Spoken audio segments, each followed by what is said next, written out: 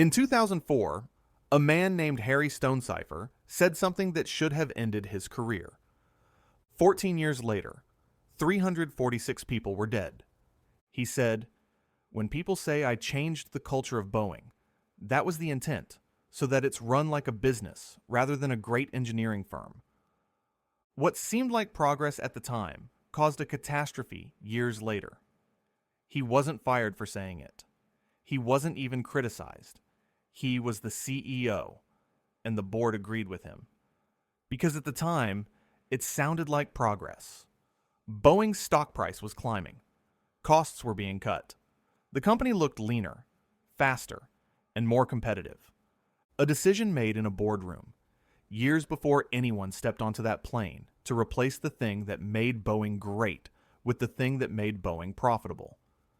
Those turned out to be very different things. What killed them wasn't a mechanical failure. It wasn't a rogue engineer. It wasn't bad luck.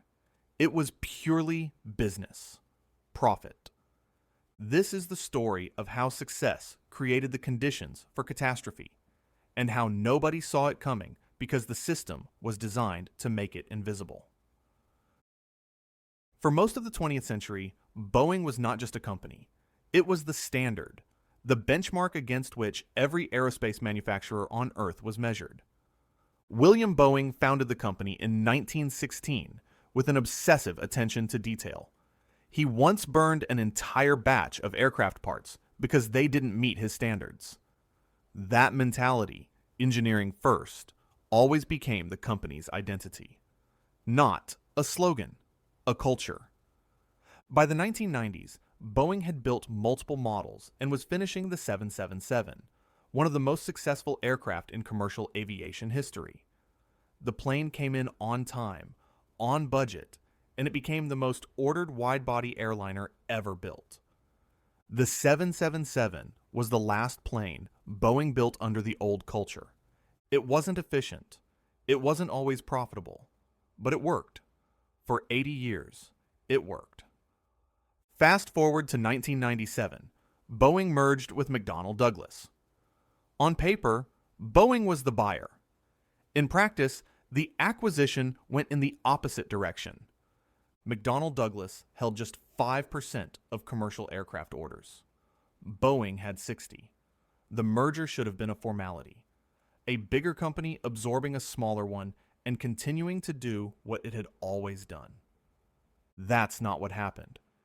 In 2001, Boeing moved its headquarters from Seattle, where the planes were actually built, to Chicago, 1,700 miles from a single factory floor.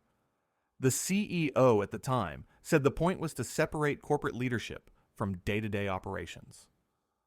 First red flag. Think about that.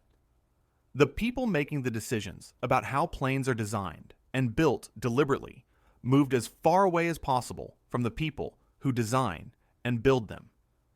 The internal slogan shifted from working together, the phrase that built the 777, to more for less. Budgets were cut. Not in safety improved, not in quality gained, but in dollars saved. None of this looked like a crisis. It looked like modernization. The stock price went up. Costs went down. Wall Street loved it.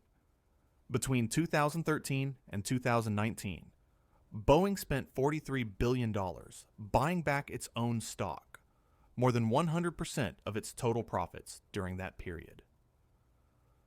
$43 billion that could have been spent designing a new airplane. Instead, it was spent making the existing stock price look better. By 2011, Boeing was under pressure. Airbus had just launched a new jet that burned less fuel. Airlines loved it. American Airlines, one of Boeing's most loyal customers, was close to switching sides. Boeing had a choice. The old Boeing would have designed a brand new plane. Clean slate, modern design, expensive, but safe. They didn't. Instead, Boeing took a shortcut. They upgraded the 737, a plane designed in the 1960s, and called it the 737 MAX. But the upgrade created a problem that changed how the plane flew. In certain situations, the nose wanted to rise too much, a dangerous condition. Boeing had two options: either redesign the plane or hide the problem. Of course, again, they took the shortcut. They implemented a system that would automatically push the nose down if it thought the plane was climbing too steeply. Basically, a band-aid. And to make matters worse, the system relied on a single sensor. And even worse, the pilots were never told the system existed. A system that could override human control was kept secret to save time and money. That decision would cost 346 people their lives. This is how dominant systems collapse. Not through incompetence, not through villainy, through optimization, through the slow, rational replacement of the thing that creates value with the thing that extracts it. Boeing didn't have a safety problem. It had a success problem.